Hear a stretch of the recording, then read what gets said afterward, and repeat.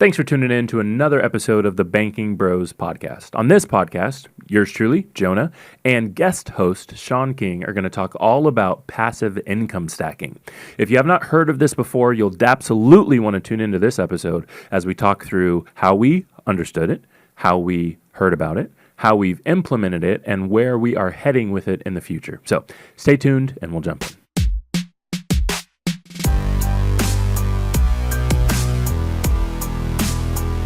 Sean, I appreciate you so much for joining us on this podcast episode. What is going on this morning? Oh, nothing much, man. Just another day in the life of a father. Dropped my little man off at school, and boy, didn't want to go. I love it. I love it. Today was our first day back after actually a holiday break, and so that was fun, getting up a little earlier than we have the past couple weeks and getting the kids over to school. We drive fancy cars, right? So my son's like complaining, you make sure you heat the car up before we get into it because it's a little chilly this morning. I'm like, I felt like, my parents. Back in my day, I had to walk to school uphill both ways, Well, you better bring a blanket. Right. Anyway, man, I'm really excited about this episode, Sean, because in this episode, we get to dive in to something that we've both been practicing over the summer, that we've learned about kind of early summer, or maybe the later spring, early summer.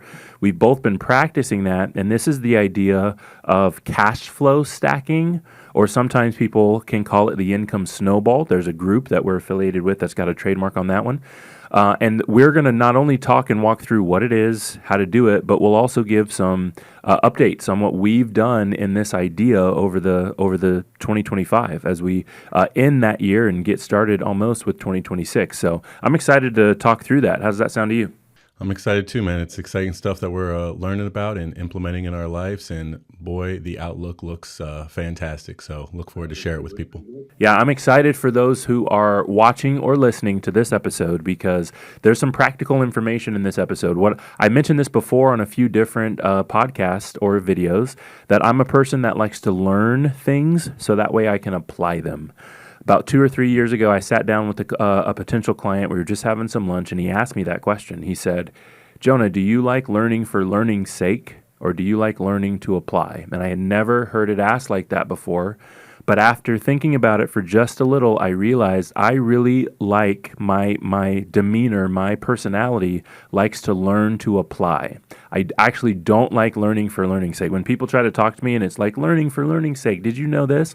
I like tune out. Like how do I use that information, But if I can learn to apply, I can take it all in. And so this summer, I learned to apply, and that's why I'm excited for this episode. If you're out there listening or watching, and you're a person that likes to learn to apply, this episode is for you. We're going to dive in to income snowball, cash flow stacking, whatever you want to call it, and show you what we've been learning and what we've been applying in our life. So in order to start this episode off, Sean, I thought maybe I'd give a little bit of a feedback on how I was introduced to it. And then I think if my story is going to line up appropriately, I think I might have mentioned something to you, which also introduced it to you. So I'll go first, you go second. Does that sound okay? Sounds good. All right. So earlier this year, the year 2025, I was actually approached. I got an email basically that said, hey, we're very interested in what you do. We know a little bit about it, and we'd like you to come and speak at an event for 75 of our clients. And so generally when I get those emails, I'm normally very interested in speaking at your event. So just in case you're thinking about asking, you should send the email over. This event was pretty cool. It was in Hawaii. But of course, Hawaii comes with a few costs, right? And it was over a weekend. I think that maybe I was supposed to be at the soccer game or something with the kids. So had to go home, talk to the wife about it, figure out if we could do it, but we ended up being able to get it done. So I was in Hawaii this summer speaking at this group. Now, the company name is called TARDIS. And TARDIS, actually, I think it's TARDIS Cashflow Strategies, I think is the full name, but most people that I know call them TARDIS. Now, the company has a patented calculator and a process called the Income Snowball. They've actually got a book.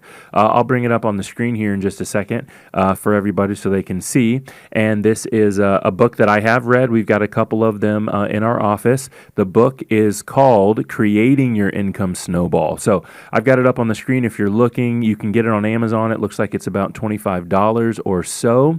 But this book talks about how to create a passive investing strategy. And that was really unique to me, Sean. So I'm in this event. I'm speaking on our save and spend system, the infinite banking concept, to their group of 75 people. But of course, every other session or every third session is on their information, right? Their income snowball. And I started to realize that of all these people in the group, there wasn't like you, Deshaun. You've been to a couple of these events where like the first set of tables are all the people who are gung ho, who are doing it, who understand what's happening, but the back set of tables are like, we just got here, we don't know what's going on, where are the snacks? You know what I mean? Okay, so what was unique to me about this event was the whole room was gung ho. This is working. It's working well. I'm doing it. It's been working. It's been years of work, that sort of thing. And that was unique to me because I go to a lot of events. And normally I don't see a lot of events where everybody was involved. And so I started to look into it, read into it, watch videos on it, and have discovered this idea of the income snowball. When I came back and kind of relayed that trip and the travels to a couple people, you included, I said, listen, folks, this is like, I think that we're onto something here. We need to look into this. We need to read up on it. We need to watch the videos. And I think that was when I got back from that trip a week or 2 weeks later, is when I introduced kind of the idea of, hey, Sean, pay attention to this as we kind of got through the summer. Does that sound right? Yep, that sounds about right. All right. Sean, give us your intro a little bit, your side of the perspective on how you got introduced. Yeah, so again, much like you said, you went to that event and some light bulbs went off in your head and you're like, man, what we do and what they're teaching seem to marry so well together.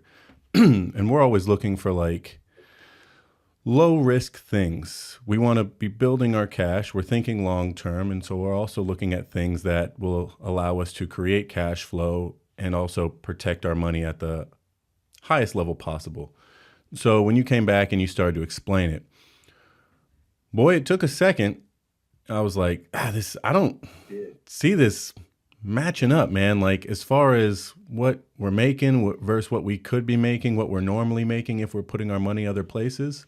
But you kind of walked us through it. I think you and I had a private conversation, and then we had one with my wife because I'm like, she's got the same questions I do. Like can't put money in things unless everybody's on board. I don't need that heartache. So we walked and talked it out, and we're just like, man, I see it. If this is our goal, if cash flow is our goal, and we're thinking long term, this is the answer. So shortly after I kind of got on board with it, and I was about to move forward with, doing my first stacks and whatnot, is I went to the NNI, the Nelson Nash Institute training for practitioners. And I met up with a gentleman that ended up writing a book called Dibs on Your Money. His name is Michael Kwong. And so I had bought that book because I was looking up things about income stacking, and I knew that he had written that. And so I had bought that book before I went to the event, and he just happened to be at the event too. So I read through the book while I was there. We shared a hotel room together. We were talking about some of the stuff.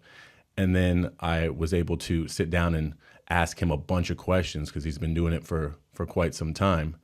And he laid a lot of things out for me. And again, everything that had already kind of clicked when you explained it clicked even more. And the marriage between the two things became, an obvious. And he took it to a couple next levels with his book, which I'm still maybe not there with some of the things you're capable of doing with your policy, infinite banking, and the actual income stacking side of things. But let's see, I started my first stack in October, so I got my first payment in November, so last month basically, and I'll be starting a second one here in January. But yeah, so introduction through you. It always seems to be the people you know. Like I've realized once you enter the infinite banking space, all of these doors open up, and then you just start getting all of these potential opportunities on how people with money are making money, keeping money, growing their money, and it's because you have capital now. So there's an old quote, Sean. I'm sure you've heard it, and it talks about you are the average. You are the man. I'm going to mess it up, but you're the average of the people you hang around. Have you heard this one before?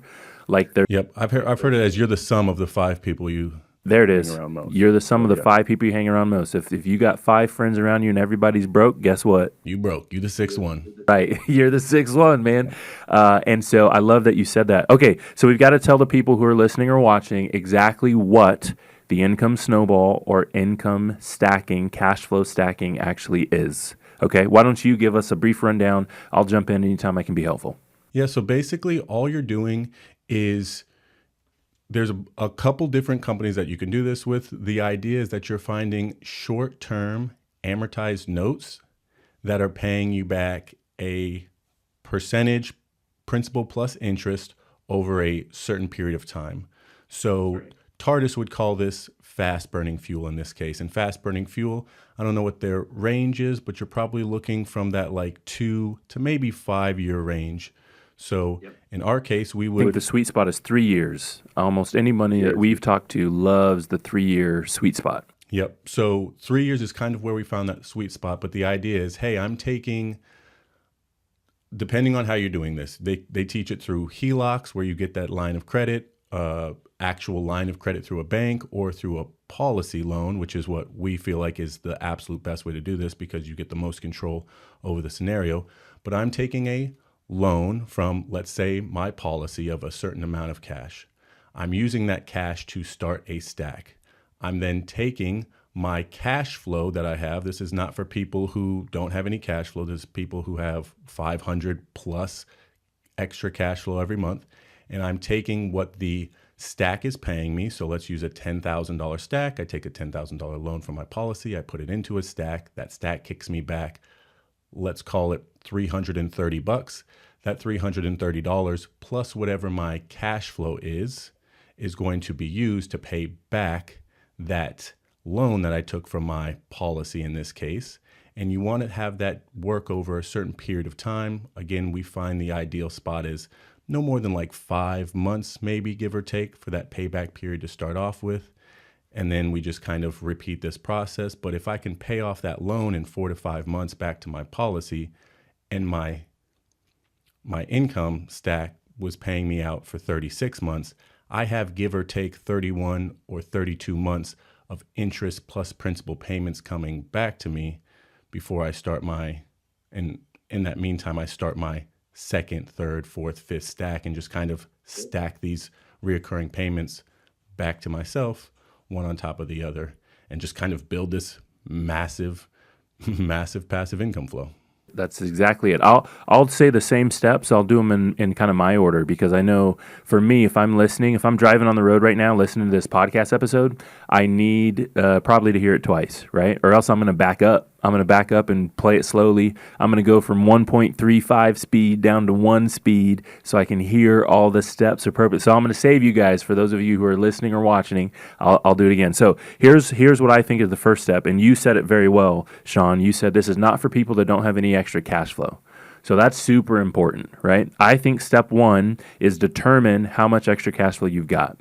Okay, so I really do mean it. If you've got $100, $250, $500, $1,000, $2,500, $5,000 extra a month, that's the number you need to determine first.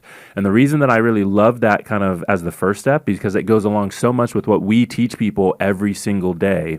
You've got to get your financial picture, your budget, your expenses under control. You've at least got to know them. You've got to have them down. I don't know if you've got them on paper. You've got them on the computer. Sean, are you a paper guy, or you have them listed in a spreadsheet? How does you and your family? Most of my budget stuff, I just did my budget yesterday because yesterday was the first of the month, and I do it the first of the month every month. So got a spreadsheet on my computer that I punch everything I spent into. Got the stuff that stays the same, the reoccurring expenses. Got the stuff that varies, that we change. But yeah, I keep track of that stuff every single month. I do also. First of the month was yesterday, so I also did my family's budget yesterday. But I'm pretty much all digital these days, and I'm trying to automate lots of things, right? So I even, believe it or not, I Venmo somebody every single month for a TV service. I use YouTube TV. It's a buddy of mine who does it. We split it. I don't know if I'm implicating myself. I don't even know if you're allowed to do that, but we do it. And I Venmo him every month, right? And I logged into Venmo. You can set recurring Venmos. So that's my game. I'm going to recur it because I don't need brain space going on whether or not I gave this dude $20, right? I just don't need it. Anyway, okay. So first thing, determine your extra cash flow. So let's pretend your extra cash flow is $500, right? Second thing, like Sean said, is you go out and you find short-term amortized notes. Now, there's a couple different platforms that some of these folks will recommend, like Tardis, who I started working with. They're going to recommend 2 or 3 or 4 platforms. We've also been able to find a different platform just through communication with some of the other infinite banking people and finance coaches in our space. So that's amazing. Okay, short term. So like Sean said, 2 to 5 years, but we found everyone who talks about the sweet spot as being 3. So that's what we've got going on currently, 3 years. Amortized, that means you're getting principal and interest back. So you're not giving them $10,000 and you're only taking, $15 a month or something for 3 years, and then you get a big balloon of your $10,000 back at the end. That's not what's happening. You're getting principal and interest back every single month, okay? So that's what you do second. Okay, third, you determine the dollar amount that you should put toward that note. So here's what I liked about Tardis's model. That's who I went through to get this process started. That's the event that I was at. That's the coaching that I received, right? Here's what I loved about it. They said your cash flow from step 1 determines your dollar amount in step 3. They said if you have the cash flow to completely pay something off in 5 months or less, then you are allowed to do that figure for step 3. So they would say, no, even if you've got a HELOC worth $250,000 or $100,000, you cannot use all that money to put it in your first stack or flip, whatever you want to call it. I'll use stack. You cannot use that first a whole dollar amount to put it in there. You need to use a dollar amount that allows your normal cash flow to pay it off in 5 months or less. So if your cash flow was $500, let's do the math. 5, 1,000, 1,500, 2,000, 2,500. They'd say your very first flip or stack should be 2,500 or possibly 3,000, 3,500. I'll tell you why. It's because when you take the money out of wherever you get it, and again, we recommend you get it from your infinite banking policy and put it inside of that short-term amortized note, you're going to be receiving principal and interest payments back, which means you're going to get payments back starting in month 2, month 3, month 4, and you can use those payments along with your cash flow, the extra $500, to pay back wherever you got the money from. Pay back something like your policy or your HELOC, or wherever you got the money from. And by doing that, you'll eliminate any outstanding third-party debt or note in what? 3 months, 4 months, 5 months, right? But then you've got the rest of the 3 years of this money coming back toward you that you then can use at your leisure, cash flow. Now, a lot of people, the whole kind of process with income stacking, or a snowball is to keep going. So once you pay one off in 2, 3, 4, 5 months, whatever your time period is, you're going to do it. You're going to rinse and repeat, right? Same as get the shampoo going, right? You're supposed to wash twice. I don't think you have to wash twice anymore, Sean.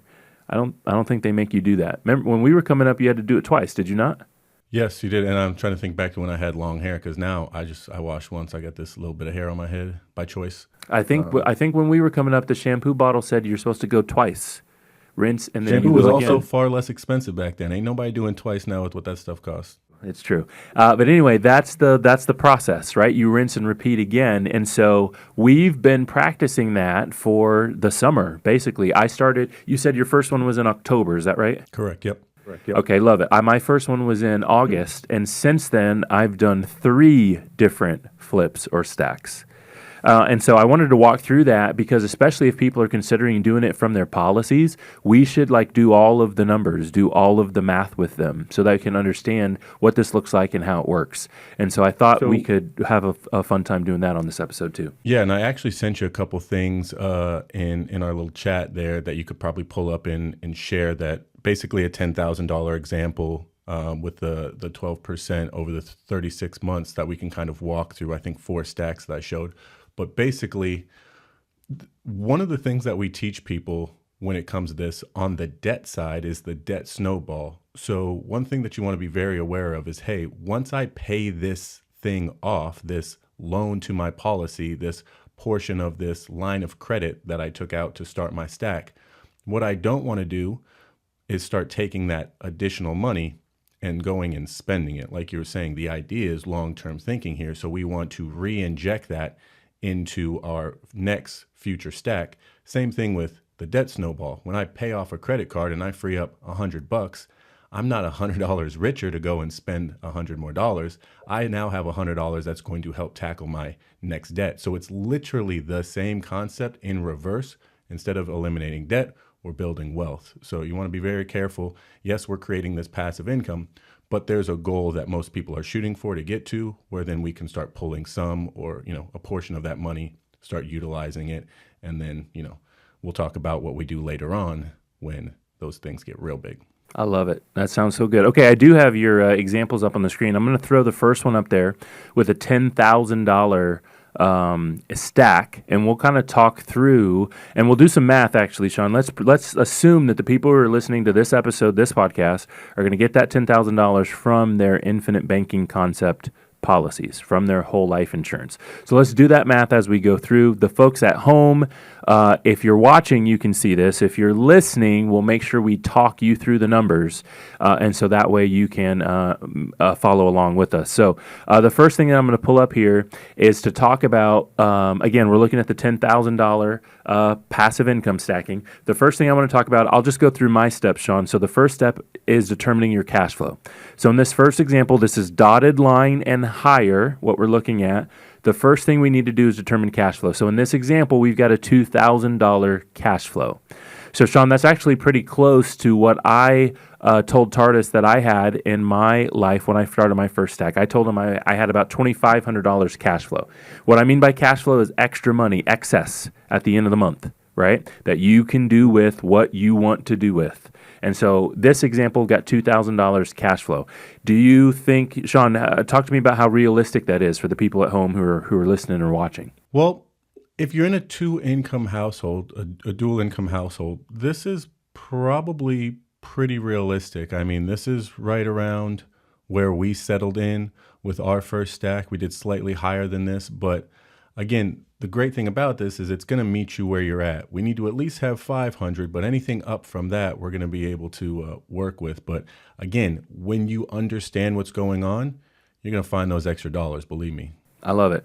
Okay, so then we're going to the first green box. It says we're going to leverage a $10,000 policy loan. Okay, now why $10,000? We'll go back to your cash flow. $2,000 excess every month.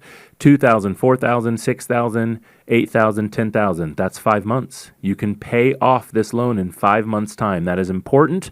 5 months or less. So then back to the green box, we're going to leverage a $10,000 policy loan. We're going to put that in a short-term amortized note. And it looks like that short-term amortized note, which again, we've got resources, we can point you in the right direction, we can get you some coaching on this, is going to send us back $332 for the next 36 months. Sean, do the math on that for us. 332 times 36. How much money are we actually getting back over the next 3 years?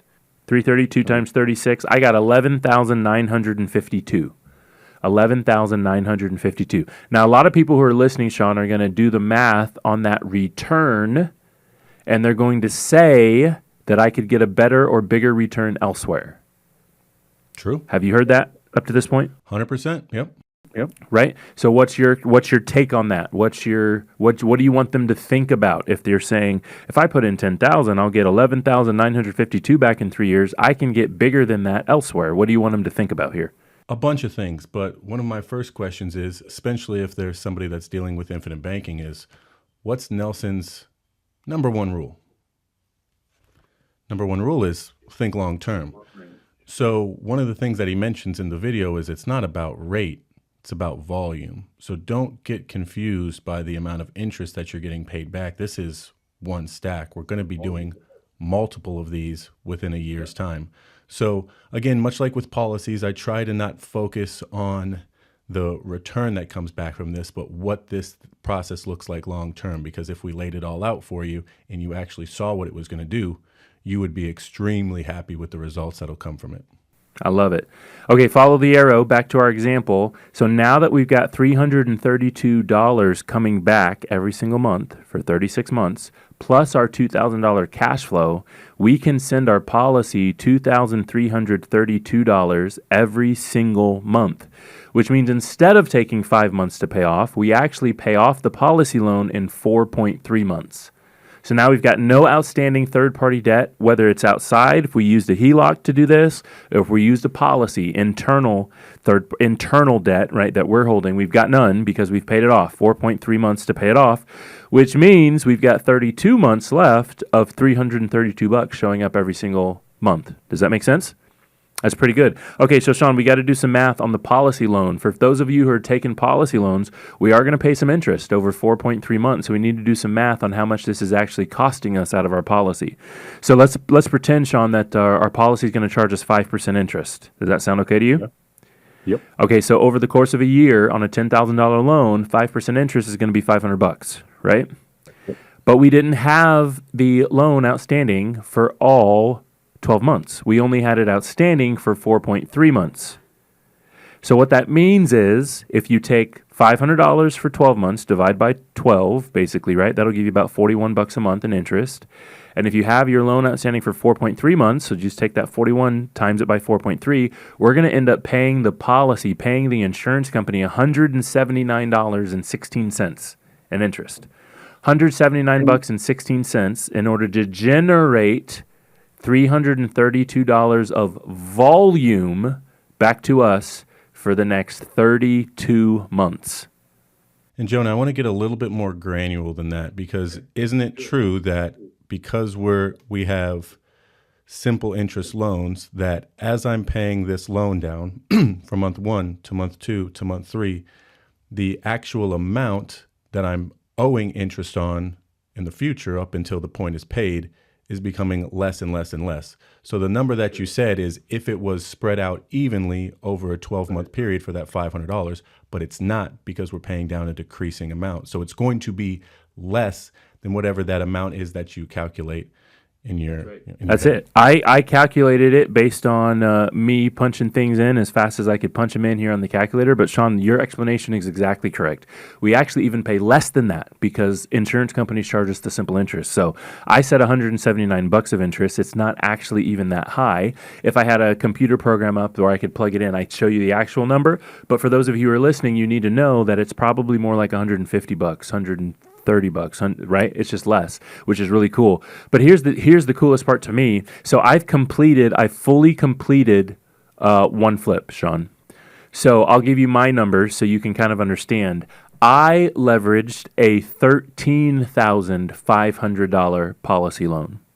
I put it into a short-term amortized note, and actually a lot of notes, that equaled about $450 back to me for 36 months.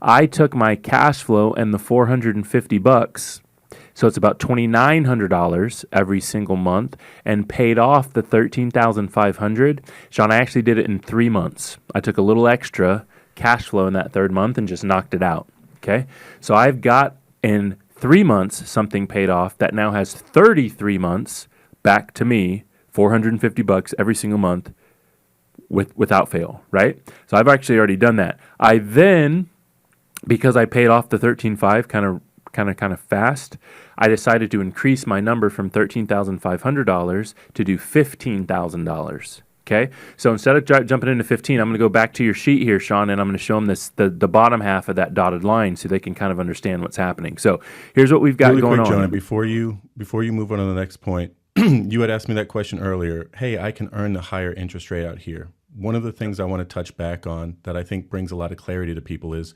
number one, the cost to you in this scenario that we just laid out was that let's call it $170 in interest. You said 179.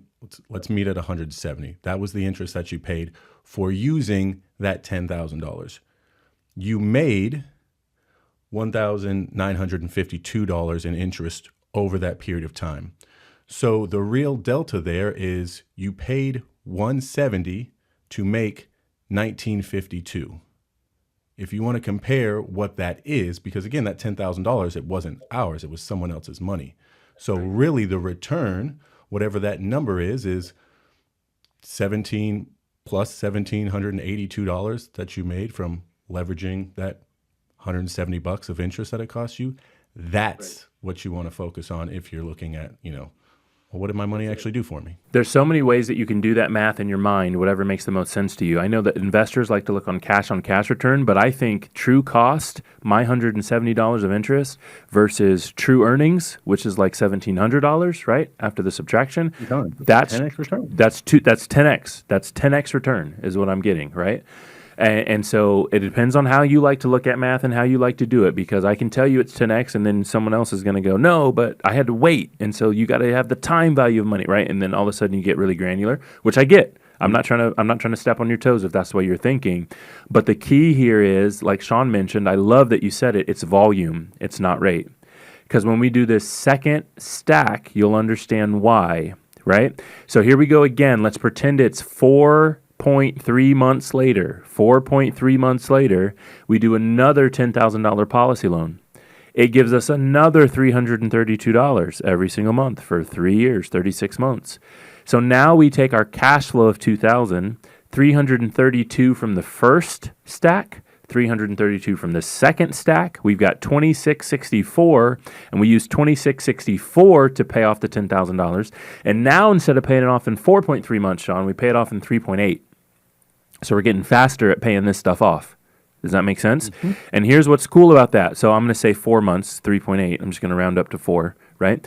In 4 months, what do we have? Well, we have 2 stacks. The first one has 28 months left of sending us money, $332. The second one has 32 months left of sending us money, $332. They both cost us about $170, right? Even less on the second one. I'm saying about because we paid it off faster in order to earn the 10 times return. And we are carrying, after 3.8 months, no outstanding third-party debt. We're carrying no outstanding interest accumulation on our policy. We're carrying nothing, but we are creating the volume of cash flow. And so the strategy here is to rinse and repeat. Once you start paying off the stacks in 3 months, 2 months, shorter than that, we encourage you, and everyone else who practices this would encourage you to increase the value from the get-go. So instead of 10,000, we're now going to 15 or something like that, 12, 5, 15, that sort of thing. And so that's why I said in my personal example, that's why, because I paid off my first one in 3 months, I took the number a little higher. I went from 13,500 to 15,000. I put it in a short-term amortized note that's sending me back $498.21 every single month. I got that first paycheck today, probably. Today? It came. Yep, I got paid today too. Today, right? And we're going to use that. So in my scenario, I'm using 498 from the second stack. I'm using 450 from the first stack. That's a total of 900. Am I doing the math right? Yeah. That's a total of 950 plus cash flow that I had to pay off where I got the money from. We're going to pay this thing off in probably about 3 months. And then because I'm trying to stack them, I'm going to go again. Now, some of you might be thinking, right, when I showed my wife, her question, Sean, was, when do we take the money home then? When do we use it? Yeah. When do we use it? What do you got to say to that one? It all depends on what your scenario is. I mean, you'll see from the people that teach this out there, it's really all about you. So maybe you want to get to a point where you have an extra $1,000 of passive income in a month. Well, ideally, the goal is to grow your stack sizes, the income that's coming back to you, to a point where you can cut off about 10%, 10, maybe 15 of that and start utilizing that income. And again, it all really depends on the amount of money that you're looking to get back from this. But 10%, when you can cut off 10% of the income that you're bringing back in from all of your stacks, and that covers your expenses, whether it's half of your expenses, your entire expenses, whatever the case may be, then that's probably where you want to be at. And again, I can't tell you when that's going to be because I don't know what your stack size is and I don't know what your number is going to be. But for a lot of people, that tends to be around that 7 to 10 year range. I love it. So one of the things that I told my wife when she asked the question, I said, Sean, we can take the money anytime we want. That's the key here. We can take the money anytime we want. It's our money. It's coming back in. It's not going through third party. It's ours. However, the goal here is not to take $500 or $1,000. We want to take $10,000. So while things are fine, while things are good, let's continue to stack because the time's going to pass anyway. That was one thing that kind of rung true with me. The time's going to pass anyway. You guys who are listening to this podcast, how long has it been you've been working that job? How long has it been you've been in the house? The time's going to pass anyway. If over the next 5 years you could employ this strategy, which pays very, very little out of pocket in interest with a return like this, much bigger, that then generates volume of cash flow over the next 5 years, the time's going to pass. You would be so surprised what 5 years will do in a system like this. Sean, in 5 years, instead of, so reminder, I started in August. It is currently, at the time we're recording this podcast, December 2nd, right? Okay, from August to December 2nd, I have personally generated $900, $450 from the first stack and 500 basically. It's 498, but 500 from the second stack. Okay, so that is $950. I've personally generated $950 that is showing up no matter what I do for basically the next 3 years. The 450s got 33 months left, and the 498, the 500s, got 35 months left. Basically the next 3 years, $900 is showing up no matter what I do. That makes me feel pretty good. But I don't want 900, I want 9,000. Does that make sense? And so I'm going to keep stacking because of that. Go ahead. And Jonah, there's a cool thing to think about here, and I've explained this to Amanda, and we feel extremely confident in this because, again, our goal is to move overseas and obviously continue to do what we do, teach people and do all this stuff. But think about this. If you're stacking income like this and you have a bad month at work or something and your income isn't what you need it to be to cover your expenses, you got passive income coming in. Like I can go and grab 800, 1,000, whatever it is that my stuff's kicking back to me on a monthly basis and cover my butt for a month or 2 or 3, whatever the case may be. Sure, it's going to slow your stack down, but what's the most important thing? Most important thing is right now, making sure I don't go into debt, getting me back on my feet and everything. That's one thing I love most about income stacking, passive income stacking, cash flow stacking, the income snowball, Sean, is exactly that control. Because we preach that so often when we talk to people about the infinite banking concept, and this is the same deal, exactly what you said.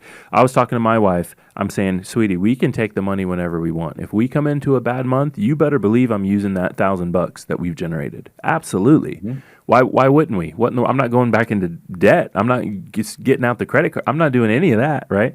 But the key here is that sure, it might slow us down a month or two, like Sean said. But the key here is that we are on a path now. We now have a philosophy. We now have a plan on how we can generate $10,000, $20,000, $30,000 every single month of passive income by following the steps. The steps are simple. You've heard them here on this podcast. There are 3, 4, maybe if you add something extra in there, right?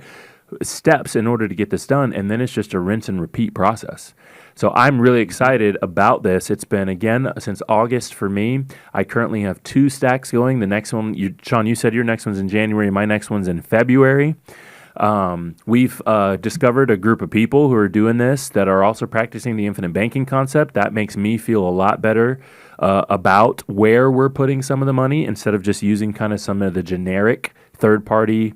You can go on this site and get principal and interest short-term loans, right? That makes me feel a lot better, and I really love kind of the new avenue here of helping people generate passive income. Sean, you sent me a podcast recently of someone else who was talking about this, who basically said you could, just in case you've started the income stacking already, you could use the monthly dollar, like in our example, the $332, and use that money to fund your policy, which I thought was really, really unique. That person on that episode said, every month for 3 years, when I get this money back, I literally have my policy premiums be debited the next day. So it hits from the income stack and is debited to the policy the next day. I know my policy's paid for 3 years. Yep. This will without a doubt be the way that I pay all my future policy premiums through stacks and basically repay myself. Like it's just like infinite banking. Once you open the door, you're like, wow, so many things are possible here. This is literally crazy what I can do with this. And I thought the same when you mentioned that. I thought, no, that's super good because if you stack them appropriately, you get your dates right or whatever you need to do, that's exactly how I'll do it. Why wouldn't I? Because I'm trying to get the stacks so big that, like you said, I can carve off 10% or 15%, maybe every time, every 3 months or whatever, and use it to live off of. And that's the goal. And the cool part about it is because this is so systematic, you can plan it out. You can create your own scenario. We can help you. We've got some calculators and some other people who we can point you to that literally can give you your 5-year, 10-year, 15-year plan. And so it'll tell you what the numbers are, which is amazing, because then you can you've got something to print out and put on the fridge and follow in order to accomplish it. And I love that. I am a big follow direction guy. I can follow some directions. Same, 100%. And I love well thought out directions that allow me to execute at a high level. One of the things that we didn't even mention, and why using your policy is so great, is this entire time that you've been stacking this income. We talk about 5, 7, 10 years, whatever it is. Your policy is guaranteed to get more and more efficient every single year. So not only are you building this money machine on the outside that's kicking you back these 36-month notes, but you also have this guaranteed money printing machine on the inside that every time, as the years pass, that you put dollars in, more dollars than you put in are showing up for you to leverage and use again. It's insane, man. I'm like, whew, I can't I'll tell you this, Sean, too. When I'm sending my cash flow from the stacks back to my policy, my income that I'm getting from the stacks back to the policy, I am adding PUA. PUA because I took money from my policy, and so I'm going to repay my policy with PUA. So it's not a bunch. It's It's just a few dollars, but I am absolutely doing it. So for instance, I got $498.21 off stack number 2, but I sent the insurance company, like, my paperwork says 505 because I'm sending I'm going to practice it regardless. Because I'm an honest bank. I am a banker. This is where I got the money. I'm sending that money back with PUA. So I would encourage anyone who's going to think about this from their policy to make sure that we're repaying with PUA also. And we'll walk you through that if you want to talk to us about it. But I absolutely am doing it. Nope, you're getting PUA also every time. 100%. So I think that we might need to end up doing, and this is up to you, but an additional episode talking about, hey, what does the forecasted future look like once I've built these stacks? Like, what am I doing? Because you guys, you got to understand, if you just did $10,000 on these stacks and you increase it every time that you got to below the 3-month mark, and let's say you were adding your $2,000 of passive income, and you did that instead of a retirement vehicle or with a retirement vehicle, but let's say instead of putting that $2,000 into your 401k or qualified plan, 20 years down the road, we're talking about monthly payments of $120, 30, 40, 50, 80, $180,000 a month coming in from these stacks. So it's like, cool. What do I do with this money now? Like, I want to put it somewhere. And that's why we've been kind of leaning heavily into this guaranteed income side of the business, where we want to show people this is how you take money that you have and make it last forever, creating you a guaranteed pension for life, no questions asked. And so we just chunk off pieces, and again, we'll have to talk about that at some point because it's crazy, guys. I agree. We'll have to come back for a part 2 on income stacking, and we'll show you some of our numbers. A few months go by, right? Or maybe not that long, but show you some of the things that we've been accomplishing so you can kind of see it in action. So I love it. Sean, thank you so much for joining us on this episode. We really appreciate you having your insight. We're going to do more episodes together. We'll come back for a part 2 on income stacking, but we appreciate you being here. No doubt, man. Always a pleasure. Now tuned to the banking bros. Said we couldn't make it, drink or settle. This the life we chose. Gave a lot of game, we never got a lot of things. Bow your head and say the prayer. We taught you how to be the bank. Thanks for tuning in to this episode of the Banking Bros podcast. We hope that you enjoyed this episode. If you are interested in hearing more or learning more about passive income stacking, make sure you click the link in the podcast description or the show notes. In order to book your free consultation call, mention that you'd like to talk to us about income stacking, and we'll walk you through not only how we've been doing it, but how you can do it too. Thanks so much. We'll see you next time.